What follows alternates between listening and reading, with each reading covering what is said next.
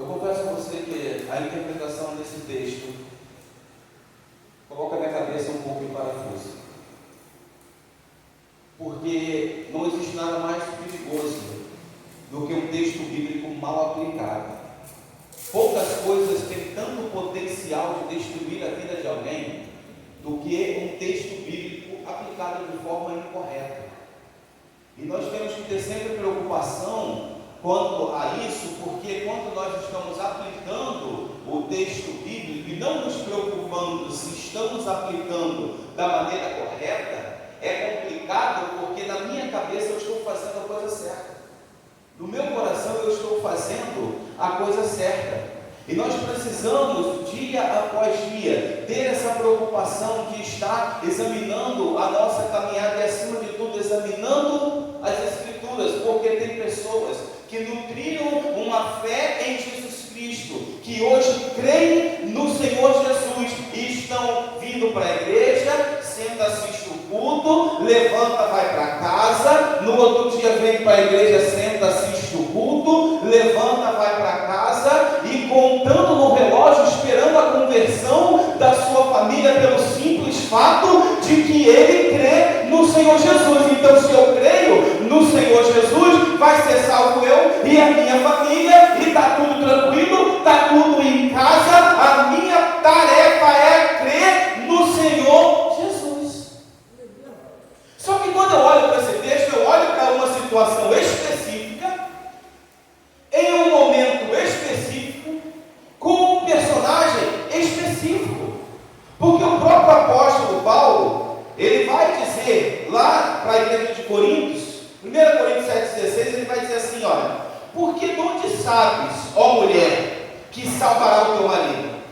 Ou de onde sabes, ó marido, se salvará a tua mulher? Então há um cuidado a ser tomado com esse texto, em achar que apenas a minha fé em Jesus Cristo é suficiente para que eu possa, para que a minha família possa ser salva. Eu tenho que ter cuidado não é só com a minha fé em Jesus Cristo, mas eu tenho que ter cuidado também, e principalmente, é com o meu testemunho, porque não adianta ter fé e andar mergulhado em maledicência, não adianta ter fé e andar brigando com o vizinho, não adianta ter fé e você ser a pessoa da família que na reunião de final de ano puxa o bonde da confusão e do problema. Então, primeiro de tudo, eu tenho que ter preocupação com o testemunho que essa fé gera em mim. Glória a Deus. Acho que foi Francisco de Assis que dizia: pregue o Evangelho e, se preciso for, use palavras. Se for necessário, use palavras. Porque a principal pregação do Evangelho não é aquilo que eu falo, é aquilo que eu vivo. Não adianta eu falar uma coisa e viver outra. Não adianta as minhas atitudes desmentirem aquilo que sai da minha boca. Então, se é assim, pode esquecer conversão de família, porque o testemunho está falando diferente da sua fé. Aí, evangelista, mas a fé por si só não é suficiente, desde que ela gere impacto primeiro em você. A primeira obra que Jesus vai fazer é em nós. Depois ele vai operar e trabalhar através de nós. Então, primeiro ele opera em mim, depois ele opera através de mim. Então, se você blindou o teu coração para a atitude, para a ação que a tua fé pode gerar dentro de você, está se enganando. Está se enganando. Porque existem muitos cuidados que a gente precisa tomar. Muitos cuidados. Eu sempre brinco, de forma séria, nós estamos nos tornando especialistas a confessar pecados cometidos pelo outro. O que o outro fez, o que o outro faz. Cuidado com a maledicência. Cuidado com isso. Deus ele só vai me perdoar pelo pecado confessado que eu cometi. Então, você precisa entender, nós precisamos entender que a nossa fé, ela primeiro gera um resultado em nós. Esse resultado gerado em nós transforma a nossa atitude, e a transformação da nossa atitude gera um testemunho que chama a atenção da nossa família, e aí a salvação chega na nossa casa. Há um processo. O texto que nós lemos, Paulo está aqui na sua segunda viagem missionária. Depois dele brigar com Barnabé, se desentender com Barnabé, ele pega Silas e ele sai com um objetivo, ele queria chegar a Bitínia. Só que o texto vai dizer que toda direção que ele toma, o Espírito Santo o impede. E Paulo faz uma coisa que eu gosto mais aqui, porque tem gente metendo o pé pela mão, dizendo assim: Senhor, este rapaz é para mim, Senhor. Esse rapaz que é para eu casar, Senhor. Antes de me responder, meu Deus, observa bem, ele tem olho azul, Senhor. Antes de me responder, Senhor, antes de falar qualquer coisa, Senhor, ele tem mais de 1,80 m, Senhor, barriga tanquinho, Pai. Então observa bem e me diz, Senhor, é esse rapaz que é para eu casar? Não respondeu. Silêncio de Deus é resposta. Agarra o varãozinho e vai para o altar passar prova por um bom tempo. Paulo faz uma coisa aqui que eu acho fantástico. Se Deus não deu a direção, eu paro. Eu paro. Se Deus não falou, eu paro. Então calma aí. Enquanto Deus não falar, eu não me movo. Aí o varãozinho chega todo fortinho, o baterista da igreja diz: e aí? Segura um pouquinho a onda aí. Estou resolvendo com o pai. Aí ele vem, e então? Calma um pouco, filho. Estou esperando a resposta vir de cima. Porque a gente está tratando de família, a maioria dos problemas que acontecem na família foi erro na escolha lá atrás, e agora não tem mais jeito. Agora tem que orar para Deus transformar, e Deus transforma, fica tranquilo. Então a primeira preocupação que você tem que ter é de ouvir a voz de Deus. Paulo está em uma grande empreitada, ele tenta 2 caminhos, não consegue seguir, ele para. Até que o varão se apresenta para ele e diz: passa a Macedônia e nos ajuda. Ele atravessa a Macedônia e vai para Filipe, chega em Filipe, ali ele vai encontrar Lídia e sua família, e atrás dele tem uma menina que é adivinha, e que está seguindo Paulo, e que está dizendo: olha, esses homens que nos anunciam o caminho da salvação são servos do Deus Altíssimo. Eu quero chamar a tua atenção para isso aqui. Esses homens que anunciam a nós a salvação são servos do Deus Altíssimo. Paulo está caminhando, seguindo o seu ministério, e essa menina está atrás dele. Paulo, Silas, essa menina está atrás, dizendo: esses homens que anunciam o seu evangelho, nos anunciam a salvação, são servos do Deus Altíssimo. Se falasse isso para tu, se falasse isso para você, essa aí, ó, é serva do Deus Altíssimo. Na hora, hein? Eita, glória! Sabe o que Paulo está nos ensinando aqui? Nada que vem do demônio serve, nem elogio, nem a verdade. Ele de fato é servo de Deus Altíssimo, ele de fato está anunciando a salvação, mas pela origem do comentário, ele para, repreende, expulsa aquele demônio. Só que essa menina dá dinheiro para o seu senhor, e por conta disso ele vai parar na prisão.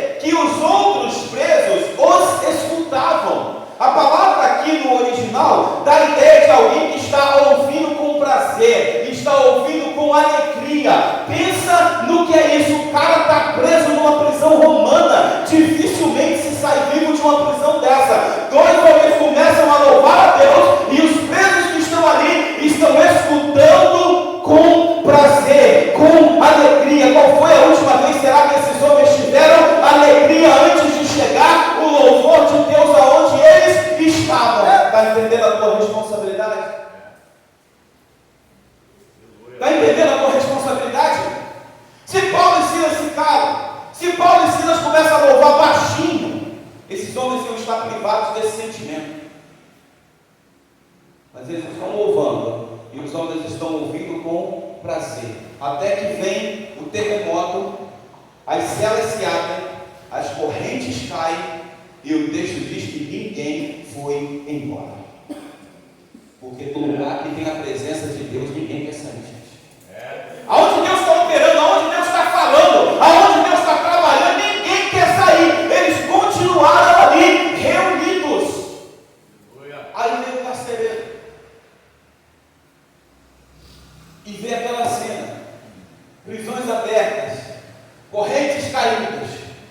Ele pega a espada e ele tenta se matar. Ele vai querer se matar. Irmãos mesmo, não é irmãos e irmãs. Irmãos, deixa eu abrir um parênteses aqui. Eu não estou falando de sexualidade, não estou falando. Mas a gente precisa atentar que tem algumas coisas, noção de responsabilidade. E a gente está com uma geração, a gente está com uma safra que está complicado demais de impor a responsabilidade do homem da casa. O cara vê uma situação complicada, vai dar piti, vai dar ataque de perereca e quer se matar. Isso não pode acontecer. O homem da casa é quem é o centro do equilíbrio. Ah, evangelista, que machismo! Isso é noção de responsabilidade. Mulher não foi feita para consolar homem. Só que quebraram a fábrica de sujeito homem. E agora tem uma geração aí com o cabelinho amarrado aqui em cima, sabe? Pai de pet, dono de samambaia. Que quando a coisa aperta, vai pro colo a mulher chorar.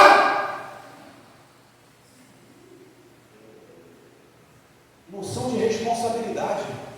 A figura do homem da casa não pode morrer. E não fica rindo de canto de boca não, que eu não vou falar delas não, tá? É só com a gente mesmo. Tem umas duas olhadas para o lado assim, para se aguarda. Não, vai não, só com ela, só com a gente mesmo. Porque isso é sério. Isso é sério. A mulher, ela precisa daquela postura de, é comigo, não se preocupa não, deixa que eu resolvo. Porque fica esse negócio tremulando, aí os dois ficam disputando a parte de trás da porta. A mulher quer se esconder no guarda-roupa, o homem está lá dentro.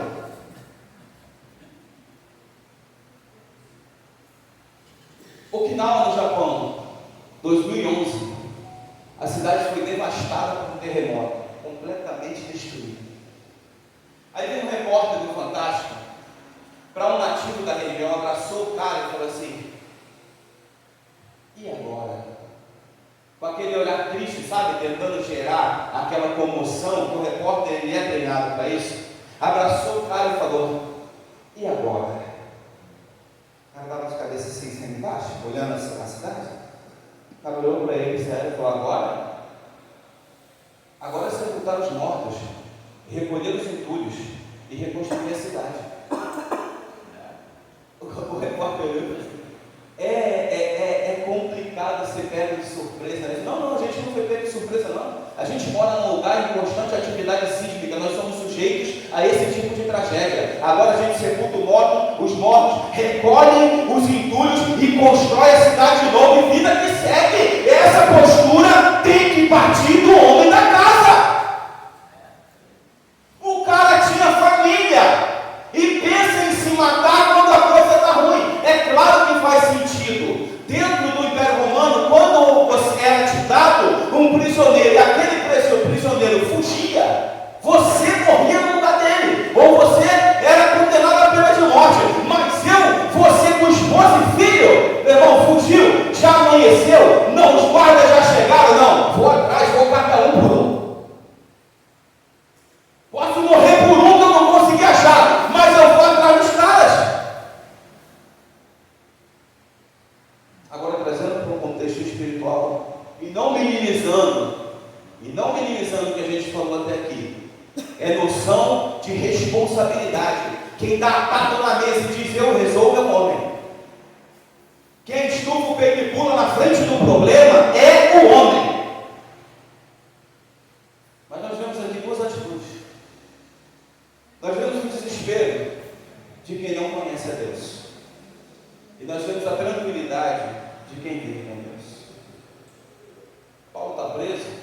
E aquela situação poderia custar a vida dele. Aquele homem se desespera, e ele nem sabia, ele ia se matar, sem sequer saber que a salvação para ele e para a família dele estava diante dele. Ele ia acabar com a própria vida por causa de um problema que não existia. As correntes caíram, as cadeias se abriram, mas os presos não fugiram. Agora olha o caminho que esse homem vai tomar. Verso 29, ele vai dizer: e pedindo luz, saltou dentro, e trêmulo prostrou-se ante a Paulo e Silas. Dá para ficar um ano inteiro nesse versículo. Dá para ficar um ano inteiro aqui. Porque depois que ele vê que o desespero dele foi por conta dele não conhecer o Deus que estava naquela localidade, depois de ele perceber que todo o pânico dele foi por conta dele não entender o Deus que Paulo servia, ele pede uma coisa interessante, ele pede luz. Posso espiritualizar? Lâmpada para os teus pés é a minha palavra. Ele quer sair das trevas. Depois que ele reconhece que existe refrigério no Deus que Paulo serve, ele quer sair da escuridão. E a única coisa que Paulo fez foi louvar e dizer a ele: não se mata não, ninguém foi embora, vai se matar à toa, está todo mundo aqui. Ele pede luz.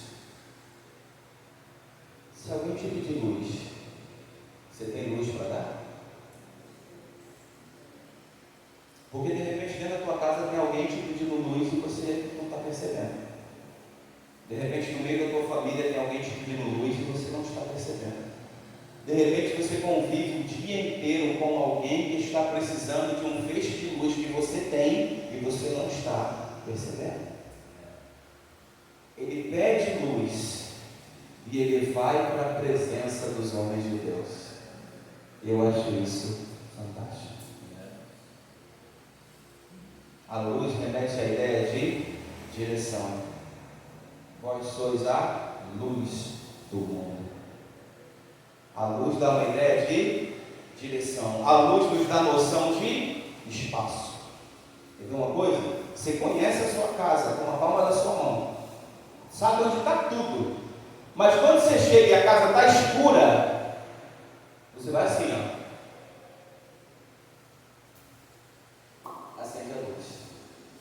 Você sabe onde está o interruptor, mas por estar tudo escuro você não faz isso aqui, Você não tem passo seguro, firme, você não tem direção. Quando você está no escuro, você faz como? Você vai, será que alguém esqueceu alguma coisa no meio do caminho? Não sei, né? Será que tem alguma coisa aqui? Você vai cauteloso. Agora, quando está claro, a luz ela dá firmeza de passo, a luz ela dá noção de direção, a luz ela dá entendimento do local onde nós estamos. E quem é a luz? Você.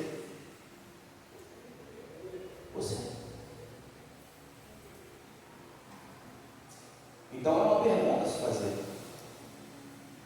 Será que aquela pessoa da minha família que eu queria que estivesse aqui, louvando comigo, adorando comigo, ela também queria estar, mas não achou o caminho? Será que ela não achou o caminho por falta de luz? Por estar na escuridão?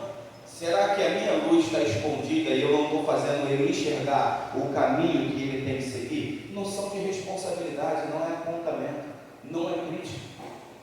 É noção de responsabilidade. Talvez não seja nada disso com você, mas nós temos que nos avaliar. Quando ele pede luz, ele vai em direção aos homens de Deus e ele se prostra. E tirando-os para fora, disse: Senhores, o que é necessário que eu faça para me salvar? O que é necessário que eu faça para me salvar? E eles disseram: crê no Senhor Jesus, e será salvo tu e a tua casa. Ele podia ir embora, agradecer e ir embora? Senhor, que agradecer.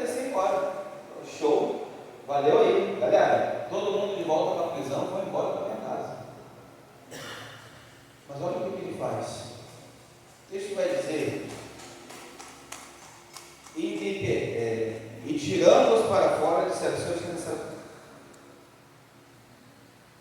E tirando para fora, disse: Senhor, o que é necessário para que seja salvo? E eles disseram: Crê no Senhor Jesus, será salvo tu e a tua casa. Verso 32. E lhe pregavam a palavra do Senhor, e a todos que estavam em sua.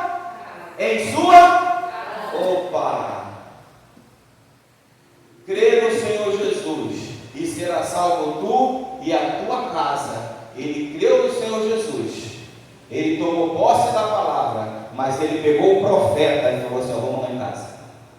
Ele pegou o homem de Deus e disse: vamos lá em casa. Ele levou o evangelho para dentro da casa dele, ele levou a pregação da palavra para dentro da casa dele. Então ele teve a salvação de toda a sua família, mas ele também tomou as suas atitudes. Ele creu, mas ele pega o evangelho e leva para dentro da casa dele.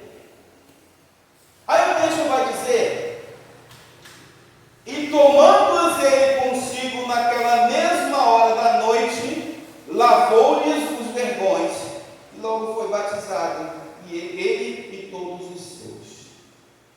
Então, peraí, ele creu no Senhor Jesus, recebeu a palavra de salvação para a casa dele, mas ele não cruzou o braço, sentou e ficou olhando para o relógio. Ele levou o evangelho, ele levou a pregação da palavra para dentro da casa dele, e ele transformou este evangelho em atitude, ele transformou esse evangelho em testemunho. Ele pega Paulo e Silas e vai cuidar das feridas de Paulo e Silas. Ele vai limpar as feridas de Paulo e Silas. Porque se existe outro sinônimo para evangelho, a não ser cuidar do outro, me dificulta. Então ele não só leva a pregação para dentro da sua casa, mas ele transforma o que ele ouve em atitude. Ele vai cuidar das feridas. O texto dizendo: lavou-lhe os vergões. Sabe o que é vergões? Quem tem intimidade com a vara de goiaba sabe o que é vergão. Sabe, né, Leandro? Quem tem intimidade, como é que é o nome daquele cipó, gente? O cipó. Esqueci o nome, eu sei que o negócio vai ser assim, né? A geração de hoje não entende isso. Se toma uma dessa, traumatiza.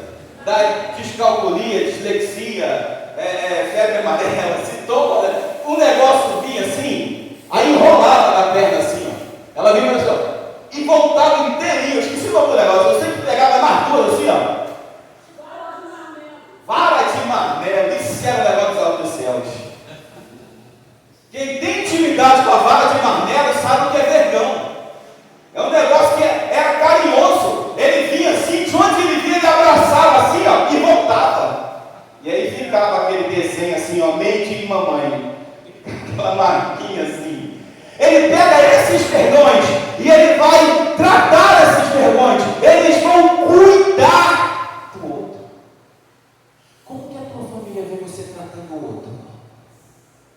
Como que a tua família vê você tratando o próximo?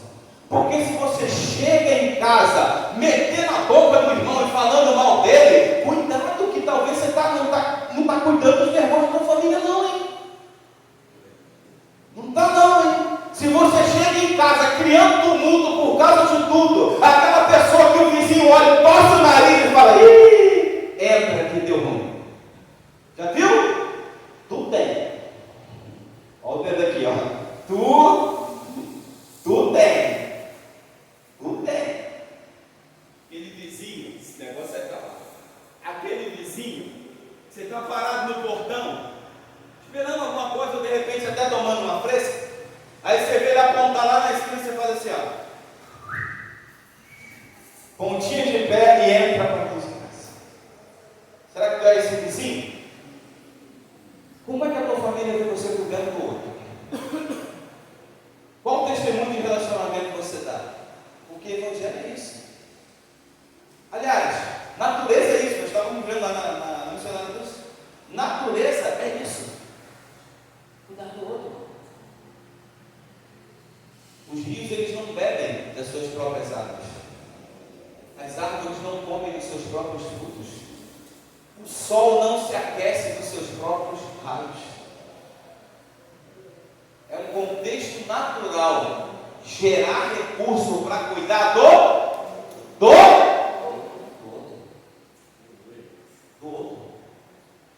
Lembra do rostinho? Já falei isso aqui.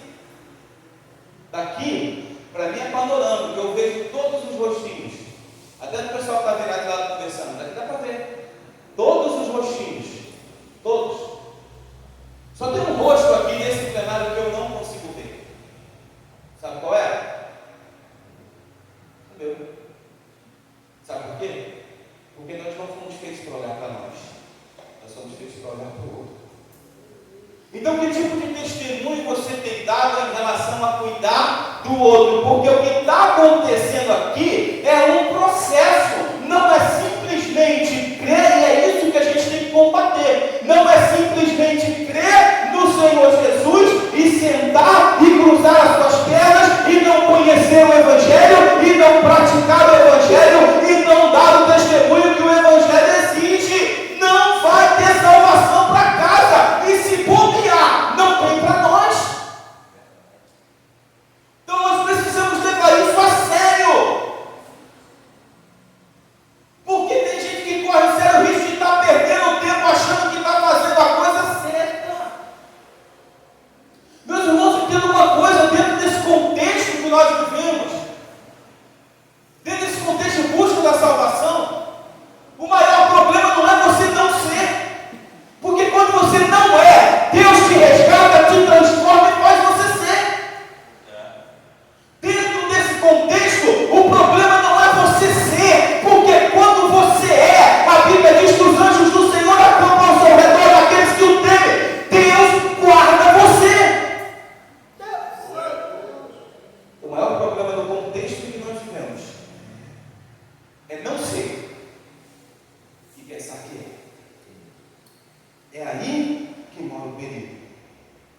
E é aí que tem importância as mensagens que nos incomodam, que fazem a gente torcer a cara e ter que fazer mesmo. Não ser e pensar que é. Eu estava brincando esses dias num lugar no Marcos. Eu estava lembrando de um pastor, bastante tempo. Ele, na igreja lotada, ele falou assim: o que faz diferença na sua vida é a unção. Diga para o seu irmão, unção. Sim, gente? Unção. Diga para o seu irmão, unção. Unção. Outros não são. É simples assim. Unção. Outros não. E depois, óbvio que ele desenvolveu essa ideia, mas depois a gente entendeu que a gente precisa ter a preocupação, se não é, o Evangelho vai te alcançar, Deus vai te alcançar, busque a Ele, que você vai o encontrar. Não existe busca por Jesus frustrada, não existe busca por Jesus aonde você diz: eu busquei Jesus de todo o meu coração e não o encontrei. Isso não existe. A única vez que foram buscar Jesus e não encontraram, em toda a história, ele ainda deixou um recado. Porque procura entre os vivos, entre os mortos, aquele que vive. Não está mais aí. Ressuscitou ao terceiro dia. Foi a única vez que foram procurar Jesus e não encontraram. Então, se você não vai atrás dele, que você vai encontrar. Se você é, permanece firme. Aquele que está de pé, cuide para que não. Agora, se você não é e pensa que é, acha com honestidade com você mesmo. E conserta aquilo que precisa ser consertado. Corrige o que precisa ser corrigido. Vai atrás de transformar a beleza da teoria na eficiência da prática. Porque o Evangelho aqui fica bonito demais. Fica bonito demais quando você lê essas passagens assim. Tu consegue imaginar a prisão tremenda? Consegue? A cidade de Filipe, ela não tem um problema de Okinawa no Japão, ela não tem atividade sísmica, ela é feita, ela fica em cima de uma rocha inteiriça, não tem terremoto lá. Não tem terremoto lá. Você imagina de repente Deus metendo o pezão lá dentro da prisão, e quando ele encosta assim no e as prisões se abrem, e as correntes se caem. Você consegue imaginar isso no mundo espiritual? Você consegue imaginar Paulo, ele está preso assim, colado com Silas num tronco, e eles estão ajoelhados ajoelhados assim, ó, com o pé colado, eles estão louvando, de repente ele olha e fala: cadê a corrente? Hoje, cadê as amarras? Aí olha para a cadeia, para a cela e fala: a porta estava trancada, agora está aberta. Você consegue imaginar isso? Seja sincero. Você consegue mentalizar isso? Sim ou não? E se na sua vida não é assim, por que não é? Por que não é? Primeiro ele se convence do que ele precisa. Eu preciso ser salvo. Depois ele vai atrás do passo a passo.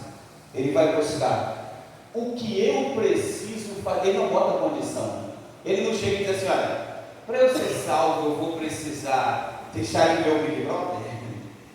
Para eu ser salvo eu vou precisar parar de falar mal do meu irmão. Ele não chega com condicional. Ele chega de coração aberto e diz: olha, o que é que eu preciso fazer para ser salvo? E Paulo expõe para ele toda a simplicidade do Evangelho. Crê no Senhor Jesus e será salvo tu e a tua casa. Ele pede luz, ele pede mais de Jesus para a sua vida.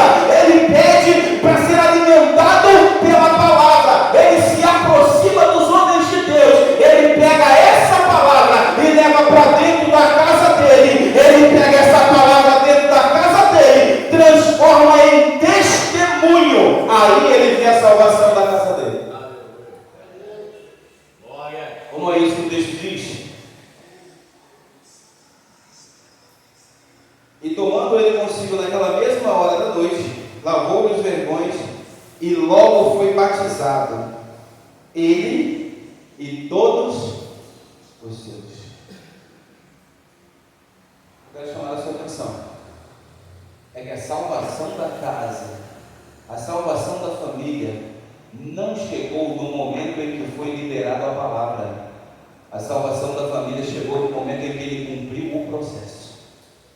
É depois que ele cumpre o processo é que ele vê a sua família sendo salva. Depois que ele cumpre o processo é que ele vê a sua família sendo salva. Então para com esse negócio: eu já fiz tudo que podia fazer. Para com esse negócio: eu já tentei tudo que já podia tentar. Para com esse negócio: eu já esperei o tempo que eu podia esperar. Para com esse negócio: eu não acredito mais, eu acho que não vai acontecer. Porque a decisão, ela não vem de você, mas o cumprimento do processo sim. Então que não pode deixar se apartar da sua boca é a certeza de que se o teu parente, se o teu a pessoa da tua família, se ela não se converteu hoje, vai se converter amanhã. Ah, mas e se não for amanhã? Depois de amanhã. E se não for depois de amanhã? É no próximo. Viva cada dia como se a conversão do teu parente chegasse hoje. E se não for hoje? É amanhã. Não é assim que nós esperamos Jesus? Jesus volta quando? Quem sabe? Quem sabe quando Jesus volta? Para mim, ele volta hoje. Para mim é hoje. Para mim nem acaba o culto. Na minha concepção, esse culto nem acaba. Ah, mas e se acabar? A noite não passa. Nem amanhece dia.